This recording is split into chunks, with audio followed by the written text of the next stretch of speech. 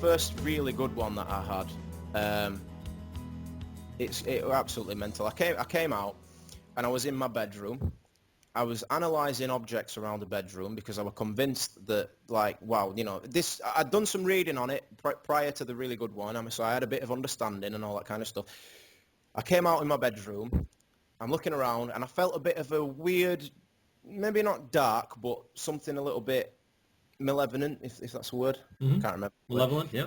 So I looked at the window in my bedroom. This is in the old house, looking at the window, and I could see all the stars like shining up through the window. And I thought, right, I'm going to jump through that window. I'm going to go through that window. So I walked to the window and I kind of just went straight through it, and I'm hovering outside of the window. Now, I'm looking around the street, right? What I'm going to tell you now is 100% true. I can't prove it. That's just, you take from this what you will. If you want to think it's not true or anything, that's entirely up to you. But I'm telling you this happened, right? Mm-hmm. I'm hovering outside the window and I could see my street, right? I'd not been in this house very long, but everything was in full clarity. I could see all the same trees and bushes and things in my neighbour's garden. And I'm hovering around the street. All the stars again lit up. Everything's got this purple hue. And at the bottom of the street, this is like a cul-de-sac. So the street sort of ends, and then there's a few houses on the end. And there were a couple of rich people that lived on the same street as me. I mean, I weren't rich, but it was, So, but yeah, there were a few people with a bit of money. And one guy, I mean, it's very uncommon in the UK to have a swimming pool in your garden. I mean, but one guy did have a swimming pool. Now, I'm hovering over this guy's house and I see the swimming pool in his garden. It's a square swimming pool with a little offcut on it, right? The steps are on the left-hand side in this little offcut. It's got a bunch of oak trees around the swimming pool, right? And various other things like the shape of the patio at the side and all that kind of stuff. And I remember in the astral projection thinking, oh, I never knew he had a swimming pool. Because you couldn't see it from the street. It was hidden in his garden, right? In the back garden. Right. And I'm thinking, well, that's cool, And for some reason, I just remembered it. And then I went off and I looked up at the sky and I said, right, I want to visit the next planet that's got life on it. This was my first experience bearing in mind. Wow. Right? Ambitious. And all of a sudden, my body, I'm back in my bed and my body's like vibrating really intensely, but not in a bad way. And it's really intense. And all of a sudden, I was plunged into the atmosphere of this big planet that looked completely different to Earth. I mean, still the same, like water and greenery and all that kind of stuff. Mm-hmm. And I fly down to this planet and I'm in this field, right? And this field, it was like a cornfield, like a wheat field, not corn, like a wheat field. But it was like unlike any kind of wheat that you'd find on Earth. It was like, it was glistening. It was almost like covered in microscopic diamonds all over it. And I remember being at the edge of this field on this tree line and I picked up a piece of this corn. I actually picked it up, looked at it, I'm thinking, wow, this is just weird. And then all of a sudden I'm looking around and I'm flying up and I'm flying down this tree line across all these like masses and masses and masses of fields. And I remember looking in the field and I saw these two animals in this field, right? And there was kind of like, they were very agile like cats, but bigger, sort of like leopards or something like that. But they had horns on their head, right? Big paws. They were brown and white spots all over them, like but big sort of brown and white spots, but very playful, almost like domesticated animals.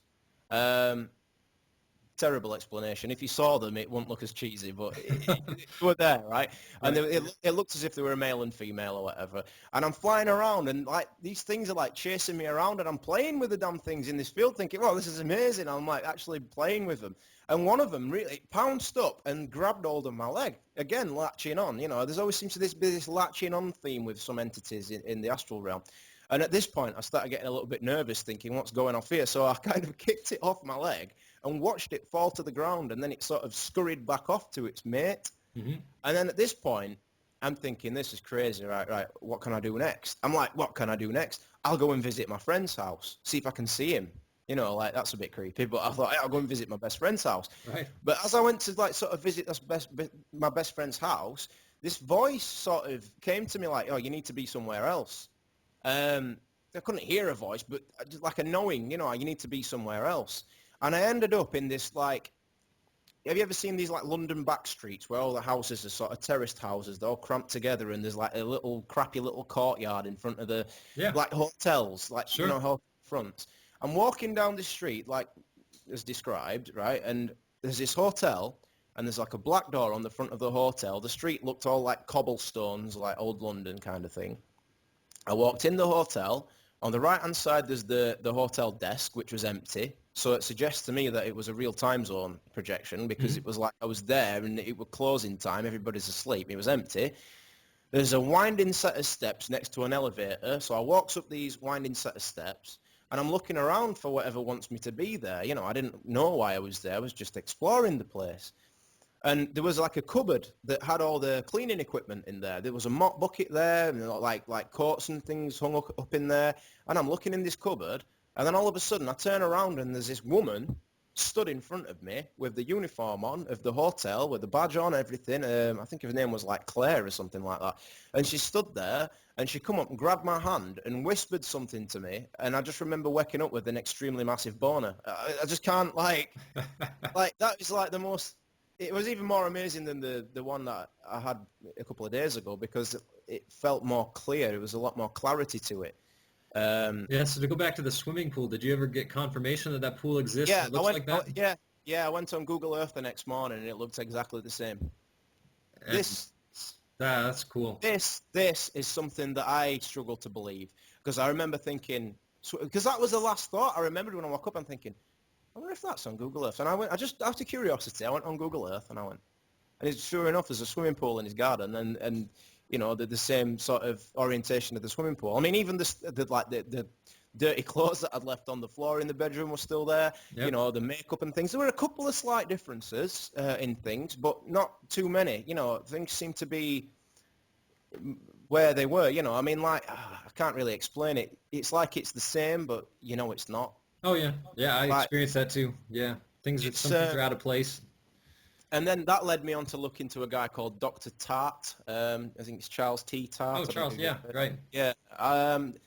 Correct me if I'm wrong on this one, but I watched a documentary about him, this study that he did with someone, and apparently they were able to read a 5-digit number off during an astral projection. Yeah, there's a woman that they claim could do that. She was, I guess, laying in bed, and they put a number up high above her bed where she couldn't see it, and they did it apparently once, and they weren't ever able to repeat it, if I remember correctly. According to the documentary, I don't know if this is true, but I'll send you a link to the snippet of Sure. it if you've not seen it. Dr. Tart's on this documentary explaining what happened, and on the fourth night, the woman was successfully able to read off the number, which changed every night, and she couldn't have seen it in any other method without messing up the EEG and all that kind of thing. Now, one of his skeptics, who didn't believe it, replicated the experiment with a student, and it was this guy, right? And they had a picture of a sunset that said sunset on it, and apparently on either the first or second night, he woke up and said it's a picture of a sunset with a sunset on it. Yeah, with the word sunset on it. Yeah. So apparently a skeptic even became a believer because he tried to replicate it, you know. And Oh, I'd like to see that. Yeah, I haven't seen that. Yeah, I read about the initial experiment. I'll send you a link to the little documentary, and I think Dr. Tart's got his own website, and I think he's got a thesis that you can read on that.